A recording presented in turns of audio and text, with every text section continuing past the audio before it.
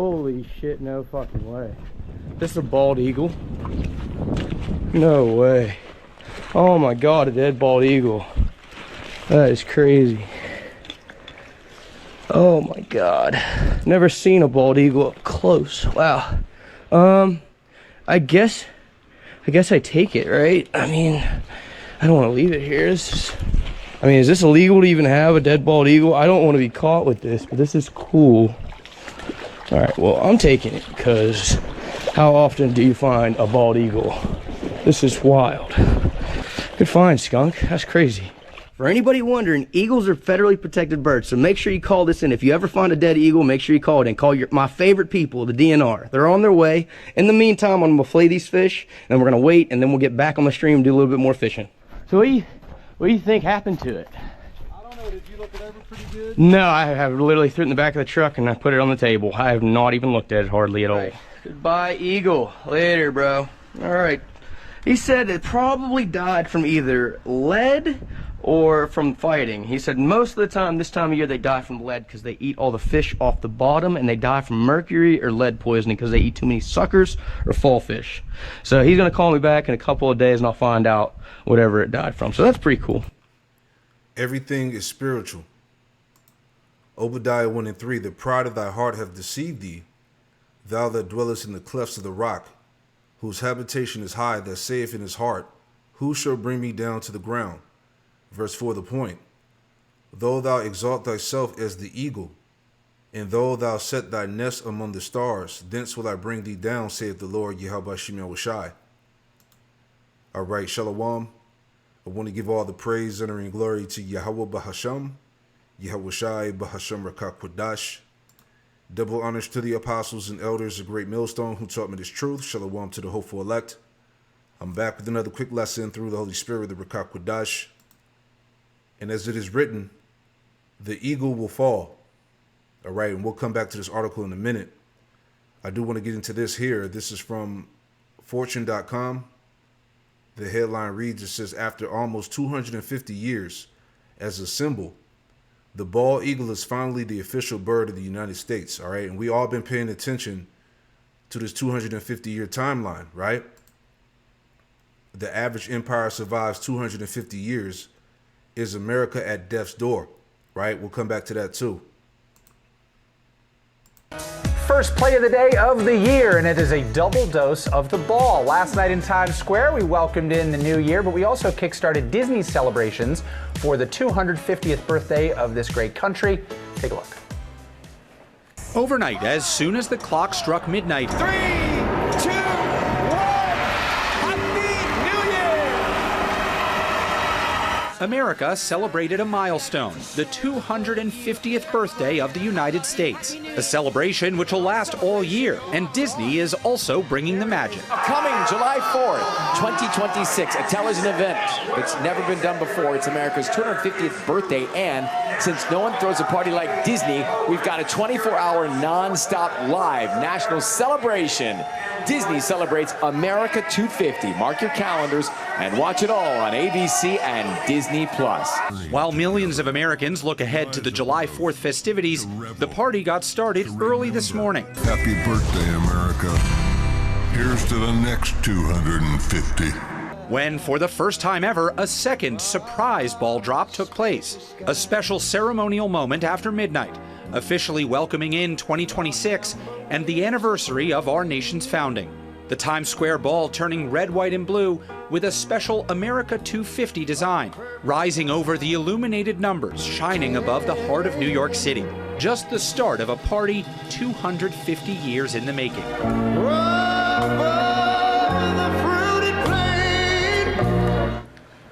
And as millions heard right here on ABC last night, all of Disney, including ABC and Disney+, our friends at ESPN, Nat Geo, FX, Freeform, and more. We got a lot to do. We're going to all join together for a televised 24-hour, nonstop, live national celebration. Disney celebrates America 250. There you go. Their inward thought is that their houses shall continue forever, right? Everything is spiritual, man. All right, let's go back to the his joint here. All right, Salakia. So again, the average empire survives 250 years is America at death's door. Job 14:5, seeing his days are determined, the number of his months are with thee. Thou hast appointed his bounds that he cannot pass. All right, so Esau has reached his limit in rulership. All right, this is the time where he falls. Right? Studies show that an empire survives on average a mere 250 years. Did you know that? All right, how spiritual is that, man? Okay, the times that we're approaching, the things that are happening in the world, you know? It says, to put that into context, the world's oldest person recently died at 124 years old, so she lived nearly half as long as most empires do. Most Americans are unaware of this small but crucial statistic, which may suggest much about our country's future. It is past time for Americans to confront the painful reality that our time as a world superpower may be limited. And it is time to explore how to slow down what, frankly, is inevitable at some point. All right, this can't be stopped. The fall of Babylon will not be stopped. All right, that the United States global domination will not persist indefinitely. This may be difficult to grasp and accept, but it has never been true for any civilization in the past, and it will never be true for any society in the future, right? That's Acts 17, right? Okay, Acts 17 in the NLT, Acts 17 verse 26, it says, for from one man he created all the nations throughout the whole earth. He decided beforehand when they should rise and fall, and he determined their boundaries. You see that? So it's all been determined by Yahweh Shem Yahushai. Okay, Esau has now reached his bounds that he cannot pass. All right, remember, Satan was loosed for a little season. All right, and now his little season is done, as we're reading here, right? Let's jump down. It says, as we consider historical empires, it is worth noting that the vast majority of Americans do not regard the United States as an empire in the classical sense, despite the fact that many people throughout the world do. However, for the purposes of this column, the United States, although being modern in every meaning of the word, does indeed qualify as an empire. Let's jump down. All right, the point. In 2026, the United States of America, founded in 1776, will celebrate its 250th anniversary. We're rapidly nearing the 250th anniversary of the fall of most previous civilizations, with ongoing internal turmoil ranging from race to financial disparity to political tribalism, and other countries gradually pulling away from the orbit of U.S.-led supremacy. It appears that the tides are turning against us. I fear that this mere statistic may soon become a reality that alters the course of our lives. After all, many citizens and politicians would celebrate our downfall, not realizing the perilous impact it would have on the freedoms they believe they do not have. I am not sure if it will be a huge international conflict, which it will. All right, we're in the beginning of World War III now. All right, a financial catastrophe, or a civil war that causes the United States to fall apart. See, all prophecy. Okay, but I do believe that learning from the past is critical if we are to slow down the inevitable, man. And you can't slow this thing down. All right, this is the will of the Lord, man, that Babylon is going to fall, man. All right, there's nothing they can do. Job 20:4, and it reads, it says, knowest thou not this of old, since man was placed upon earth, that the triumphing of the wicked is short? See, his time to rule has been short-lived. It's over.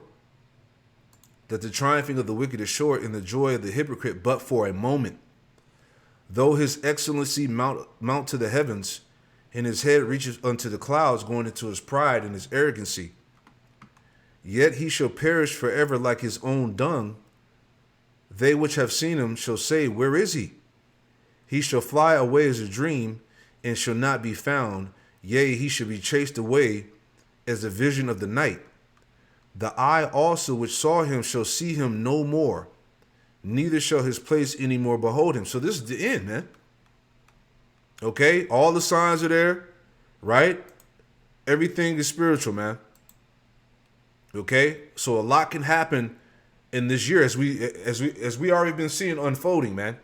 All right, a lot is going to happen from this year moving forward, man. Okay, this is the time of the fall of Babylon the Great, right?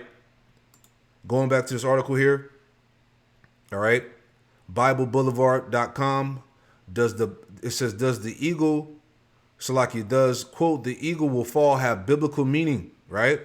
Let's get to the point. All right, as we saw that dead eagle at the beginning, all right? So right here it says, nations compared to eagles in the Bible. Several powerful nations in the Bible are compared to eagles because of their dominance in military strength. The prophet Obadiah speaks against the nation of Edom, warning that despite their strength, they will fall. As we read Obadiah 1:4, though you soar like the eagle and make your nest among the stars, from there I will bring you down, declares the Lord. All right. Hey, Esau, Edom, the eagle will fall. Okay. And it's spiritual. The eagle tied to Babylon, America. All right. Esau, Edom, Rome. Okay. Essentially what? The Edomites. Okay. The eagle is going down. Read some more. It says, Edom was proud of his defenses, but the Most High declared that no matter how high they positioned themselves, they could not escape judgment. You see? The inevitable. Similarly, in Jeremiah 49:22, the Most High warns about the destruction of Edom. Look, an eagle will soar and swoop down, spreading its wings over Basra. In the day of the hearts of Edom's warriors would be like the heart of a woman in labor. This passage suggests that while the eagle represents great power, it will eventually fall in defeat. Whoo, man. The fall of those eagles shows that no nation, no matter how strong, can stand against God's judgment when it turns away from him. All right? Pride goeth before destruction, right? Could the eagle will fall refer to a modern nation? Some people believe that the phrase the eagle will fall is a prophetic warning about the fall of a powerful nation. The eagle is a national symbol of the United States, leading some to speculate that the Bible's references to the fall of an eagle could point to America's future. See that? No way around it. Okay? The fall of the eagle points to America. Okay? It says, while the Bible does not specifically mention the United States, it does teach that any nation that becomes prideful and turns away from the Most High will eventually face consequences. Proverbs 16:18 warns, pride goes before destruction, a haughty spirit before a fall. Nations throughout history have risen and fallen, often due to moral decay, corruption, and arrogance, as we read in Acts 17. All right. The Most High has declared the boundaries of all these nations that he allowed to be set up in power. He decided beforehand when they should rise and fall. He have determined their boundaries. See? Read that part again. It says, nations throughout history have risen and fallen, often due to moral decay, corruption, and arrogance. It says, if a nation believes itself to be unstoppable and rejects the Most High's ways, it is only a matter of time before it faces consequences. And this is what we're saying. Okay, the Lord has given us all the signs, everything that's happening, the prophecies that are coming to pass. We know that the judgment is here, right? Warnings against pride and self-reliance. The Bible constantly warns that pride leads to downfall, right? I want to make a point real fast. All right. Let's get this in Sirach, the 10th chapter, real fast, right? Sirach 10. And we're going to start at verse 12. All right, this is the book of Sirach, or Ecclesiastes 10 and 12. It says the beginning of pride is when one departed from the Most High, and his heart is turned away from his Maker. For pride is the beginning of sin, and he that have it shall pour out abomination. And therefore the Lord Yahweh Shemel Shai brought upon them strange calamities, and overthrew them utterly. The Lord Yahweh Shemel Shai have cast down the thrones of proud princes, and set up the meek in their stead. See? The Lord Yahweh Shemel Shai had plucked up the roots of proud nations and planted the lowly in their place. All right, America is that proud nation. All right, that's getting ready to be thrown down. Okay? It says, verse 16, the Lord Yahweh Shemel Shai overthrew countries of the heathen and destroyed them to the foundations of the earth. He took some of them away and destroyed them and made their memorial to cease from the earth. All right, as we read that in Job. All right, he shall disappear as a dream in the night, man. Okay, he shall have no name in the street, the scriptures say. Right? Let's get that in Psalms chapter 7 and verse 9. All right, Psalm 7 and 9, and it reads, it says, oh, let the wickedness of the wicked come to an end. See?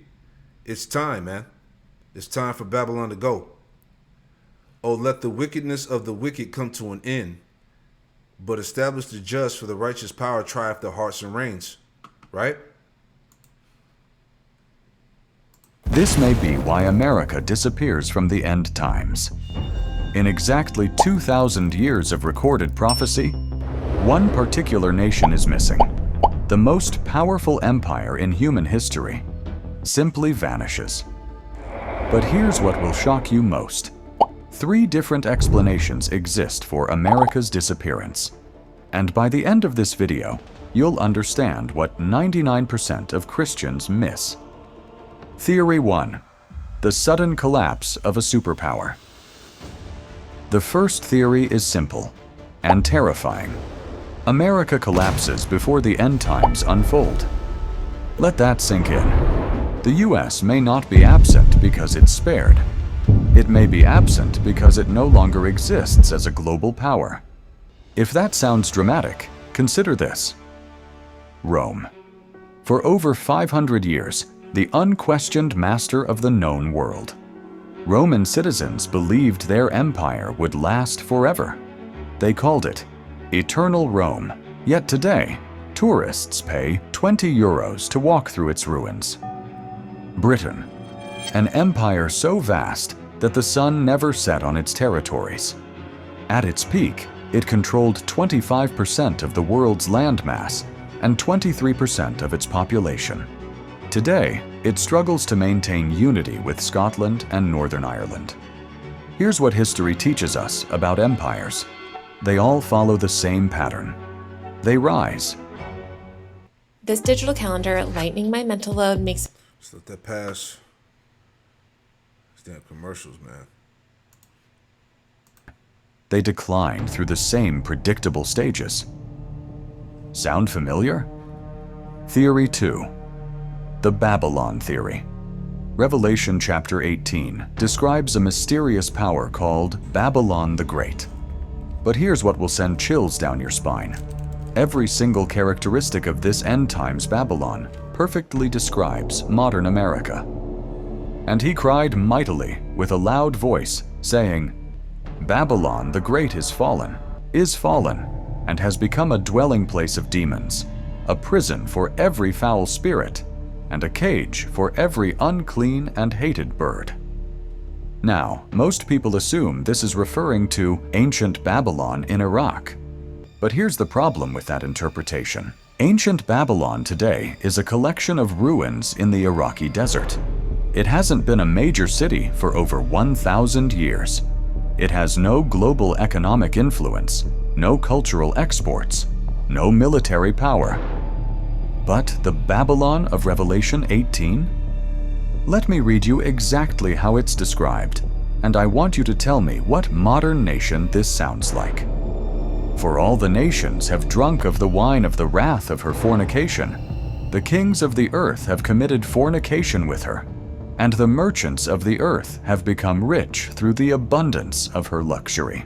There are 5 major reasons many believe that USA is Babylon. Reason number 1. Economic dominance. September 15th, 2008. Stock markets open and immediately plummet. By noon, London is in freefall. By 9:30 a.m. Eastern, Wall Street is bleeding red. In less than 24 hours, a problem that started in American mortgage markets had crashed the entire global economy. But why? Why did America's economic sneeze give the whole world pneumonia? The answer goes back to 1944. World War II is raging. Representatives from 44 nations meet in Bretton Woods, New Hampshire, to design the post-war financial system. They make a decision that would change everything. The US dollar becomes the world's reserve currency. Every major commodity, oil, gold, wheat, steel, would be priced in dollars. Every central bank would hold dollars as their primary reserve. Yeah, so it's obvious that Babylon the Great, okay, is America. All right, there's no way getting around it. Now, I want to make a point real fast, as he was saying, as he was dealing with Babylon, all right, ancient Babylon. This proves right here that Jeremiah was prophesying about America, because this doesn't apply to ancient Babylon. This is Jeremiah 51. Real quick, Jeremiah 51 and 59, right? So this is Jeremiah 51, and starting at verse 60. Here we go. Jeremiah 51 and 60 says, "So Jeremiah wrote in a book all the evil that should come upon Babylon, even all these words that are written against Babylon. And Jeremiah said to Sariah, when thou comest to Babylon and shall see and shall read all these words, then shalt thou say, O Lord, Yahweh Shemel Rashad, thou hast spoken against this place to cut it off, that none shall remain in it, neither man nor beast, but that it should be desolate forever." All right, so this is talking about the future, all right, Babylon, okay? Because ancient Babylon or Iraq is still there, all right? This is talking about the future Babylon that's going to get cut off, meaning it's going to be made completely desolate, all right? So this doesn't line up, okay, with, was it Daniel, the 5th chapter? All right, when Babylon was taken down by the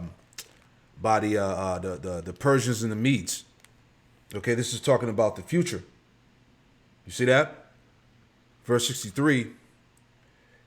Oh yeah, that was the point. Yeah. So let's go back. All right, just wanted to make that point real quick.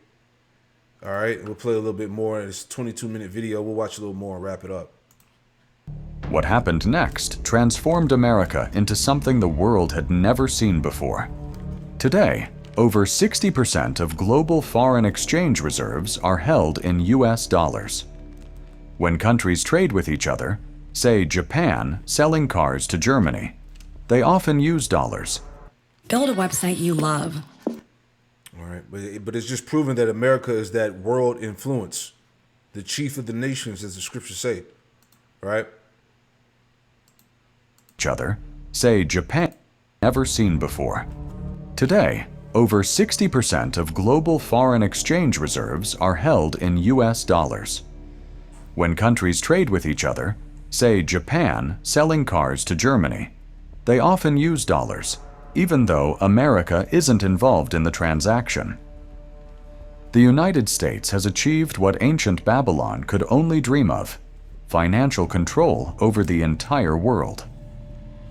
The merchants of the earth have become rich through the abundance of her luxury. China makes products for American consumers. Saudi Arabia pumps oil priced in American dollars. The European Union holds American Treasury bonds. But there's something even more remarkable about America's economic dominance, and it's hidden in a single Bible verse that most people overlook. And the merchants of the earth will weep and mourn over her, for no one buys their merchandise anymore. Merchandise of gold and silver, precious stones and pearls, fine linen and purple, silk and scarlet, every kind of citron wood, every kind of object of ivory, every kind of object of most precious wood, bronze, iron, and marble, and cinnamon and incense, fragrant oil and frankincense, wine and oil, fine flour and wheat, cattle and sheep, horses and chariots, and bodies and souls of men. This isn't describing what Babylon sells to the world. It's describing what the world sells to Babylon. This is a consumer nation that imports everything. And here's the shocking part. The United States runs a trade deficit of over $800 billion annually. That means America buys $800 billion more from the world than it sells back. The entire global economy depends on American consumers buying their products. Which brings us to a terrifying question we'll address later. What happens to global commerce when American consumers can't buy anymore? But how does America afford to buy so much more than it produces? Simple. It prints the money. Because the dollar is the world's reserve currency. Yeah, so you can watch the rest of that. All right, it's laying down the facts. But the point, the 250-year time frame, as we were just talking about earlier, let me go back to that. All right. That 250 years is significant, man. So definitely heavy times, man. All right. The Lord is cutting the time of the wicked short. All right. So I just wanted to put that out there, man. The eagle will fall. All right. As we saw here earlier. All right. It's going down. Shalom.